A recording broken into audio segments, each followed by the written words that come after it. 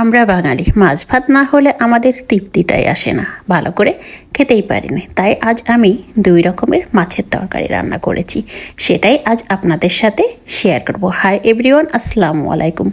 কে কেমন আছেন, কোথা থেকে দেখছেন? ভালো লাগলে অবশ্যই লাইক কমেন্ট শেয়ার করতে ভুলবেন না। আমি ইলিশ মাছ দিয়ে ছিমের বিচি রান্না করব, আর রান্না করব বড় রুই মাছ দিয়ে বেগুন। তার জন্য আগে আমি ইলিশ মাছগুলোকে সুন্দর করে ভেজে নিলাম। তারপর সব ধরনের মশলা, হালকা করে পেঁয়াজ ভেজে নিয়ে সব ধরনের মশলা দিয়ে কেটে রাখা কিছু টমেটো দিয়ে দিলাম। টমেটো দিয়ে ভালোভাবে নেড়ে চেড়ে নিব। এরপর সিদ্ধ করে রাখা সিমের বিচিগুলো এই টমেটোর ভিতরে দিয়ে দেবো, দিয়ে ভালোভাবে মশলার সাথে মিশিয়ে দেব। তারপর পরিমাণ মতো একটু পানি দিয়ে দেবো, যাতে কষানোর জন্য মশলাগুলো ভালোভাবে সিমের বিচির ভিতরে ঢোকে। তাই আমি কিছুক্ষণ ঢাকা দিয়ে রাখছিলাম, তারপর আবার উল্টে পাল্টে দিচ্ছি যাতে সব জায়গায় সব রকম হয়। দেখতেছি ভালোভাবে সিদ্ধ হয়ে গেছে, যেহেতু আগে একটু সিদ্ধ করে নেওয়া, মশলাটা যেন ভালোভাবে ঢোকে সেই জন্যই আমি ভালোভাবে কষিয়ে নিচ্ছিলাম। কষানো দেখছেন হয়েই গেছে। এবার আমি রান্নার পানিটা দিয়ে দেব। ঝোলের জন্য পরিমাণ মতো পানি দিয়ে একটু সিদ্ধ করে নিয়ে একটু ঢাকা দিয়ে রাখছি। এই তো বলক উঠে গেছে। এবার আমার ভেজে রাখা ইলিশ মাছের পিসগুলো আমি এর ভিতরে দিয়ে দেবো। ইলিশ মাছ বেশি ভাজলে ভালো লাগে না, হালকা একটু ভেজে নিয়েছি।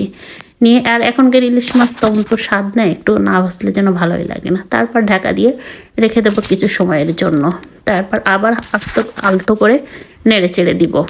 রান্নাটা আমার প্রায় হয়েই এসেছে, এই তো দেখতেই পারছেন। এবার আমি চুলাটা বন্ধ করে দিব। এই তো হয়েই গেছে। তো দেখতেই পাচ্ছেন ফাইনাল লুক কেমন হয়েছে, অবশ্যই কমেন্টসে সবাই জানাবেন।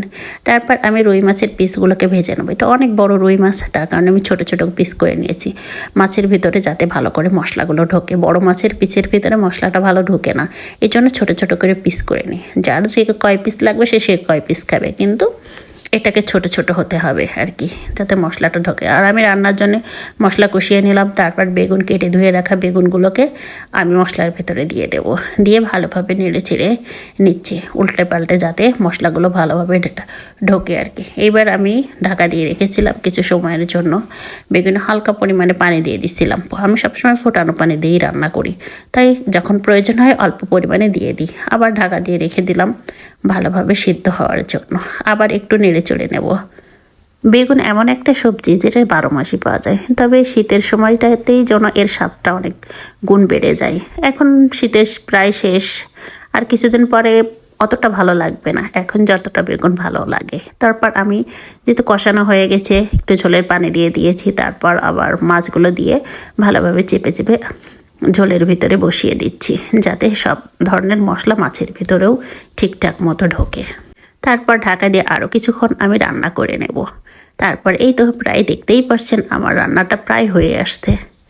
দেখতেই পাচ্ছেন কতটা লোভনীয় ও সুস্বাদু লাগতেছে। আর রান্নাটা অনেক মজার হয়েছিল, বড় মাছ দিয়ে রান্না করা তো।